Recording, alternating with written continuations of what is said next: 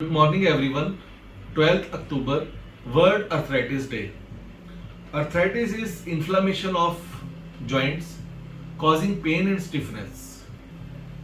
जो अर्थराइटिस है वो मोस्टली थ्री टाइप्स का होता है. One is osteoarthritis.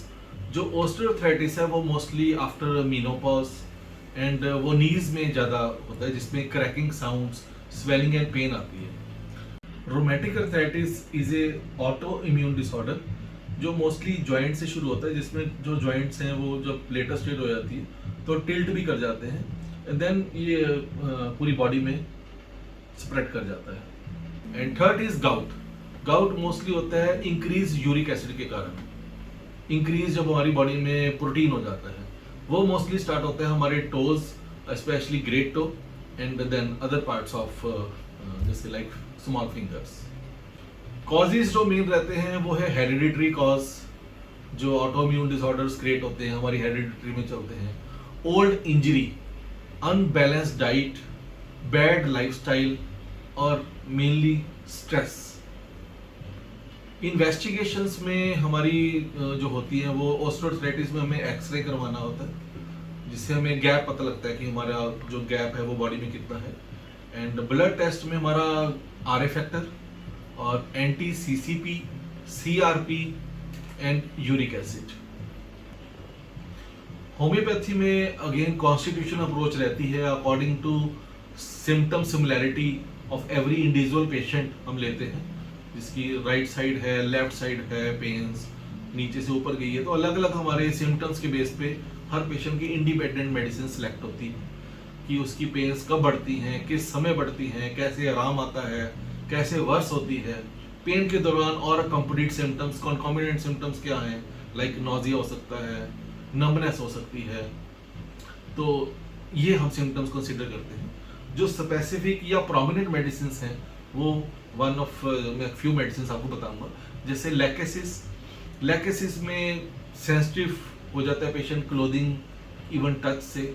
और जो लैकेसिस की जो पेन्स है मोस्टली आफ्टर मीनोपॉज आती हैं और पेशेंट को बहुत हीट महसूस होती है. लीडम पाल. लीडम पाल में स्पेसिफिक है कि पेशेंट की pain from down to upward जाती है, असेंडिंग ऑर्डर में जाती है और पेशेंट को कोल्ड एप्लीकेशन से, मतलब जैसे आइस लगाने से रिलीफ आता है. बेलाडोना. बेलाडोना एक एंटी इन्फ्लामेटरी मेडिसिन है जिसमें रेडनेस, शाइनी एंड स्वेलिंग होती है. एसिड बेंस. एसिड बेंस में बहुत स्ट्रॉन्ग स्मेलिंग यूरिन होता है पेशेंट का और mostly it is specific for gout. Apocynum andro. Apocynum andro में रोमैटिक अर्थराइटिस के सिम्टम्स, इवन आल्सो इन हाइमोसा. इनमें एंटी इन्फ्लामेटरी प्रॉपर्टीज होती हैं जो आरए फैक्टर को भी नेगेटिव करने में मदद करती है. उसके बाद kalmia is one of the medicine जिसमें डिसेंडिंग ऑर्डर है. पेशेंट के पहले अपर पार्ट ऑफ बॉडी में प्रॉब्लम आती है, देन डाउनवर्ड्स. उसके बाद ये रस्टॉक्स में जो सुबह पेशेंट उठता है तो उसको बड़ी स्टिफनेस लगती है पर धीरे धीरे जैसी बॉडी वार्म होती है, कॉन्टिन्यूस मोशन होता है, पेशेंट को रिलीफ आता है. और चिल, हल्का सा भी चेंज ऑफ वेदर होगा और ठंड होगी तो पेशेंट को सिम्टम्स वर्स होते हैं. ब्रायोनिया में पेशेंट को रेस्ट, कंप्लीट रेस्ट से रिलीफ मिलता है. Slight movements of body like change of position करना बहुत डिफिकल्ट होता है. डलका मारा. डलका मारा मोस्टली वेट वेदर से पेशेंट को एग्रावेशन होती है, पेन्स बढ़ती है.